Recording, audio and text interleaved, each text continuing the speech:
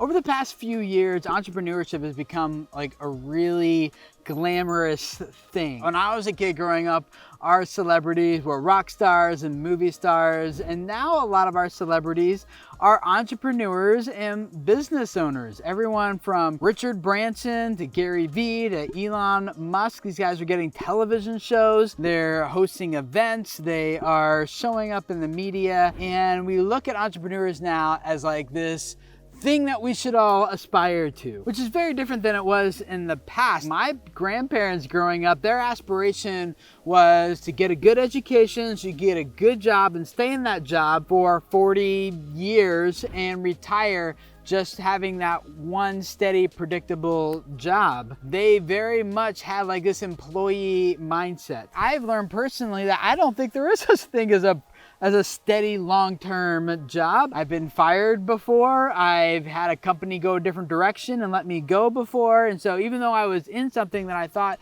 I could be in for a career trajectory the rest of my life, that didn't pan out for me at all.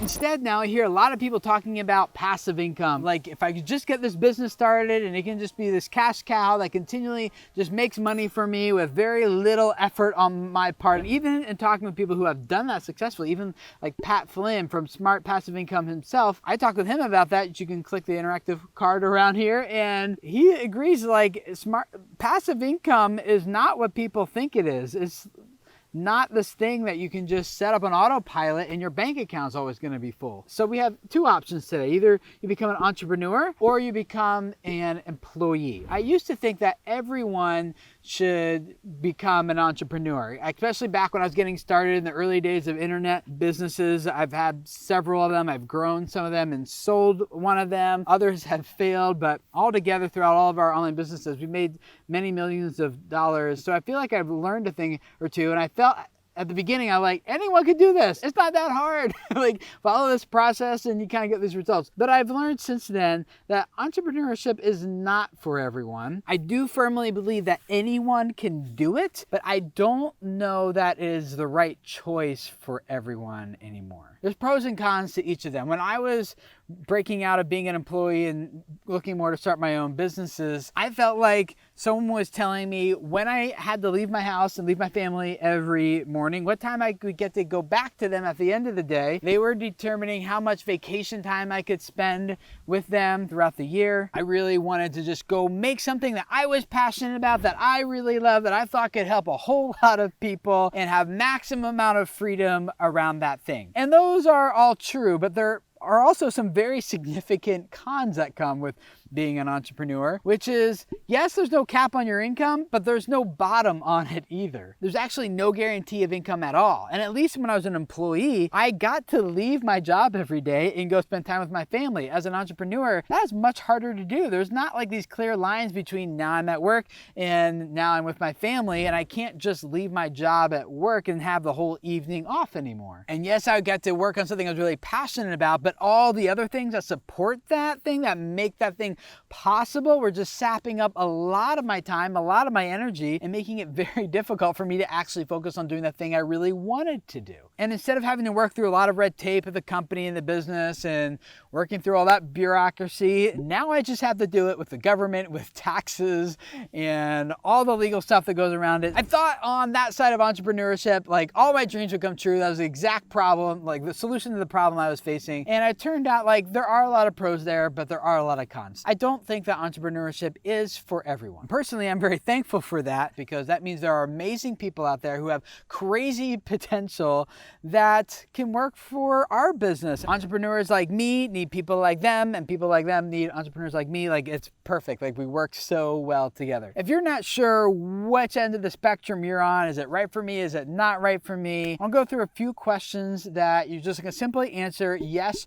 or no to. Now, I did not make up these questions. They're not original for me. They're from Harvard Business Review. I'll put a link to their post down in the description below this video if you want to go through the whole thing. But basically, just think yes or no to each of these and keep count of how many yeses you have and how many nos you have. There's only 20 questions, so we're going to zip through these pretty quickly. I don't like being told what to do by people who are less capable than I am. I like challenging myself. I like to win. I like being my own boss. I always look for new and better ways to do things. I like to question conventional conventional wisdom. I like to get people together in order to get things done. People get excited by my ideas. I am rarely satisfied or complacent. I can't sit still. I can usually work my way out of a difficult situation. I would rather fail at my own thing than succeed at someone else's. Whenever there's a problem, I am ready to jump in. I think old dogs can learn, even invent, new tricks. Members of my family run their own businesses. I have friends who run their own businesses. I work after school and during vacations. I get an adrenaline rush from selling things. I am exhilarated by achieving results. I could have written a better test than this one.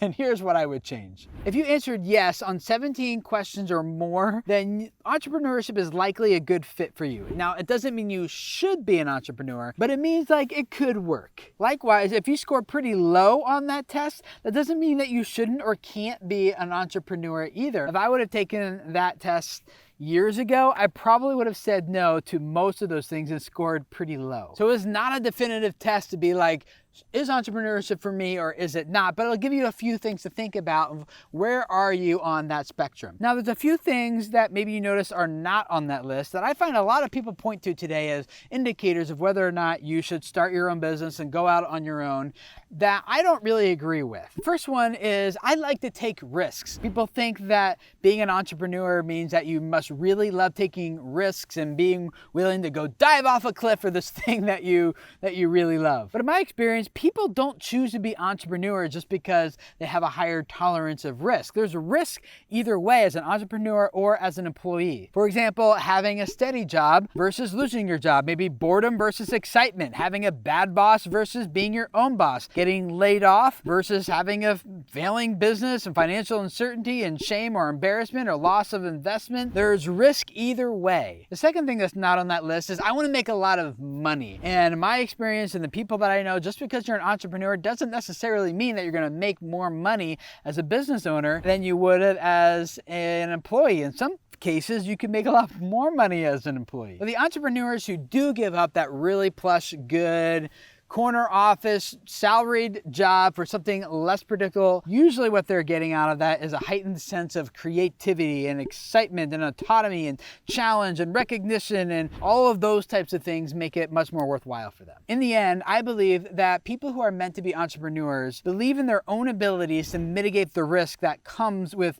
being an entrepreneur. Abilities such as their own leadership and their resourcefulness and their hard work and intellectual property and information and access to customers and other things that they might have. Those things outweigh the significant risks. And so being an entrepreneur is more about risk assessment than it is about skills, I think, because all of us need to acquire and learn skills, both as employees and as entrepreneurs. What is risky for you might not be what is risky for me, and vice versa. There's really only one way I think that you can really test this to see if entrepreneurship is right for you or not, and that is to test it and try it at a small scale. Your YouTube channel might be the perfect platform for you to start experimenting, getting your feet wet, to see if entrepreneurship is right for you. Learn about business through videos and channels like this one. Learn about growing your channel, product development, service development, sales, and all those systems and things that go into creating, delivering, and capturing value for your business. Go through a few experiments with constructing business models and test it and see what you like. What do you not like? What's easy for you? What's hard for you? And the second thing I would do is to actually go to an entrepreneur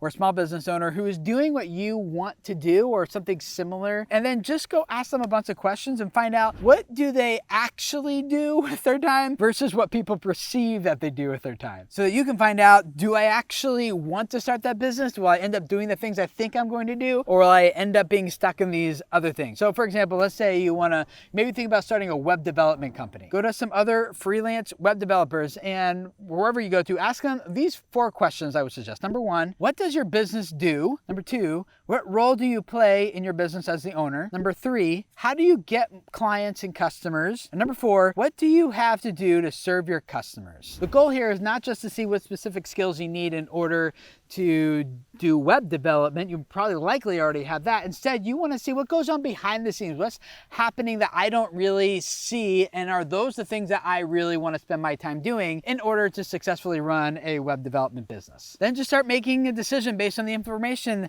that you collected. For example, if you're talking to a web developer, maybe you find out that they do a lot of programming. That's great, you love that part, but they also have to attend a lot of courses courses on web development. You like doing that too. And they also have to do a lot of sales. Well, you don't really like that as much. And then presentations, and you loathe presentations. And they have to be good at customer support, and you're not really good at that either. But at least now you have a better idea of what you think you're going to spend your time on versus what skills maybe you're lacking that you can develop. And maybe you really do want to develop those skills, and that's perfect, right? At least now you have the information to make a better decision on whether or not this entrepreneurial endeavor is for you. If you feel like you're in that in-between spot and you're not quite sure which direction to go, I put together a free guide for you. It's called Product to Profit, and it is a guide to walking you through how do you take your YouTube audience and turn it into a thriving, successful online business. You can download it for free right there. It's going to include my sales scripts, how you figure out your target audience, your value proposition, and turn that into a product that people actually buy, and then how do you actually go about selling it and making money. All that stuff completely for free.